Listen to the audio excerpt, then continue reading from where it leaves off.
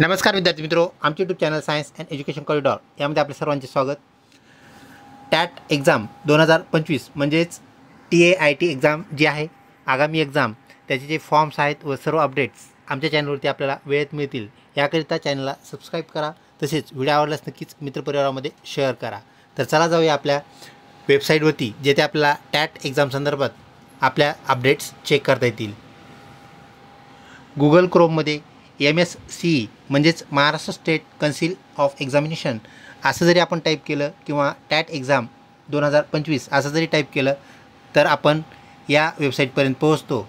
आणि इथे आल्यानंतर आपल्याला अशा प्रकारचं एक होमपेज पाहायला मिळतं। त्या होमपेजवरती www.mscepune.in असे आपल्याला पेज पाहायला मिळतं। याला आपल्याला क्लिक करायचं आहे। याला क्लिक करताच आपल्याला महाराष्ट्र राज्य परीक्षा परिषद पुणे यांचं कोटेशन व लोगो पाहायला मिळतो। यावरून आपल्याला कळतं की आपण करेक्ट वेबसाईटवरती आलेलो आहोत। इथे आल्यानंतर विविध आपल्याला इथे बाबी पाहायला मिळतात। पैकी आपण इथे पाहू शकता की शिक्षक अभियोग्यता व बुद्धिमत्ता चाचणी टॅट 2025 हे आपल्याला लाल अक्षरामध्ये हायलाइटेड पाहायला मिळते। तसेच आपली जी मागील भरती आहे 2022ला जी आपली एक्झाम झाली होती त्या एक्झाम संदर्भातले आपल्याला इथं नोटिफिकेशन पाहायला मिळते। त्याला टॅप केल्यानंतर आपण त्या पेजवरती पोहोचू। सध्या आपण शिक्षक अभियोग्यता व बुद्धिमत्ता चाचणी 2025 याला आपण क्लिक करूया। याला क्लिक करताच आपल्याला परत काही टॅब इथे ओपन झालेला पाहायला मिळतात। त्यामध्ये आपण पाहू शकता उमेदवाराचे तक्रार निवारणीसाठी आपल्याला वेब लिंक आपल्या परीक्षा परिषदेने दिली आहे, ती आपल्याला इथे पाहायला मिळते। तसेच उमेदवाराचे DED BED DLT अशा प्रकारचे एक्झामिनेशनचे फॉर्म संदर्भातल्या ज्या अडचणी होत्या त्यासाठी सुद्धा आपल्याला इथे एक टॅब दिलेली पाहायला मिळते। शिक्षक अभियोग्यता व बुद्धिमत्ता चाचणी 2025 याचं जे जाहीर प्रकटन आहे, जाहीर निवेदन जे आहे त्याचीसुद्धा लिंक आपल्याला इथे दिलेली पाहायला मिळते। तर या बाबी आपण चेक करूया। सर्वप्रथम शिक्षक अभियोग्यता व बुद्धिमत्ता वेब लिंकला आपण क्लिक केलं आहे। याला क्लिक केलं असता आपण इथे पोहोचतो। आपली कुठली अडचण असेल, कुठली कंप्लेंट असेल तर आपण इथे कंप्लेंट रजिस्टर करू शकता। कंप्लेंट रजिस्ट्रेशन करण्यासाठी आपल्याला नवीन कंप्लेंट असेल तर रजिस्टर न्यू कंप्लेंट असं आपल्याला क्लिक करावं लागेल।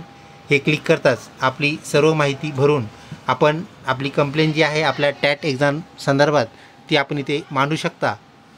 तसेच इथं दुसरी असलेली जी टॅब आपल्याला 2 नंबरला पाहायला मिळते DL ED BED MED ह्या ज्या बाबी आहेत या संदर्भातली आपल्याला टॅब पाहायला मिळते। तर उमेदवाराची माहिती प्रविष्ट जी केलेली आहे, भरलेली जी माहिती आहे त्या संदर्भातील आपली काही अडचण असेल ती आपण फॉलोअप करू शकता।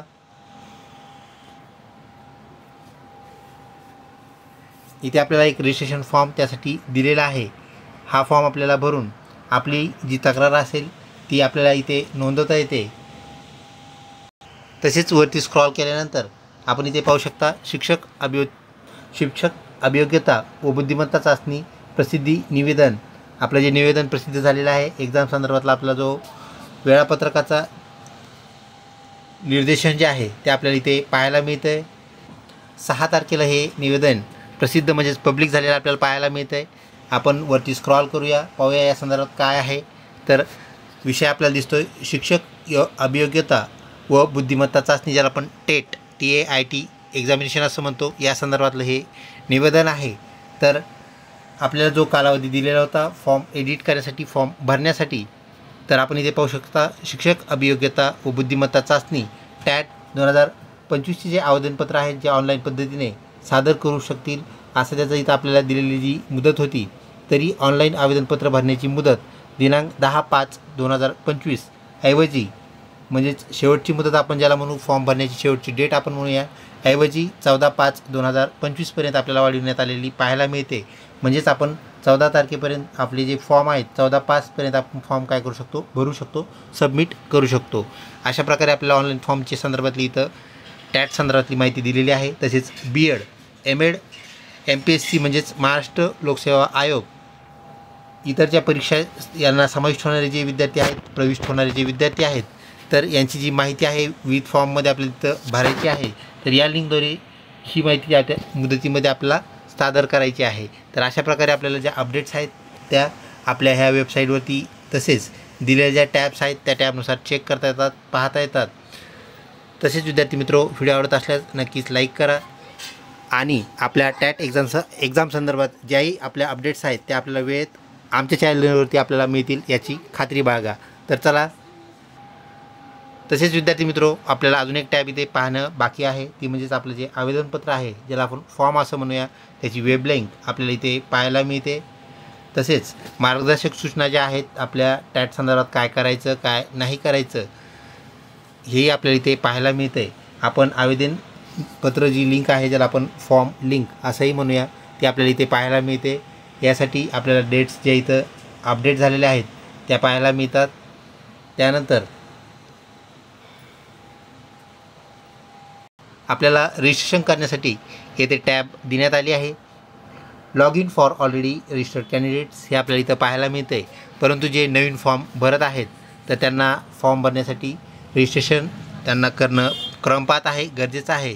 तर ते रजिस्ट्रेशनसुद्धा आपल्याला न्यू रजिस्ट्रेशनसाठी वरती इथं येलो कलरमध्ये आपल्याला टॅब पाहायला मिळते. त्यानंतर ज्यांनी ऑलरेडी रजिस्ट्रेशन केलं आहे त्यांना काही एडिट करायचं असेल, काही चेक करायचं असेल तर ते त्यांचा ईमेल आणि त्यांचा पासवर्ड टाकून इथे दिलेला जो कॅप्चा आहे, कॅप्चा कोड आहे, तर हा कोड आपल्याला इथं समाविष्ट करावा लागतो, प्रविष्ट करावा लागतो आणि नंतर सबमिट करून आपण त्या आपल्या फॉर्ममध्ये एंटर होतो. आणि फॉर्ममध्ये काही आपल्याला बदल करायचा असेल, हा बदल फक्त विहित तारखेतच होतो, म्हणजे एडिटिंगची जितकी तारीख दिलेली आहे त्यामध्येच तो होत असतो, हे आपणास माहीत आहे.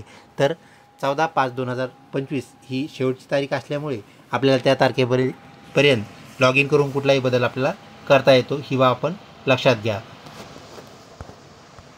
आणि तो बदल आपल्याला फीस भरेपर्यंत करता येतो. प्रिंट आपण एकदा घेतली की आपला फॉर्म लॉक होऊन जातो, हेही आपणास माहीत आहे.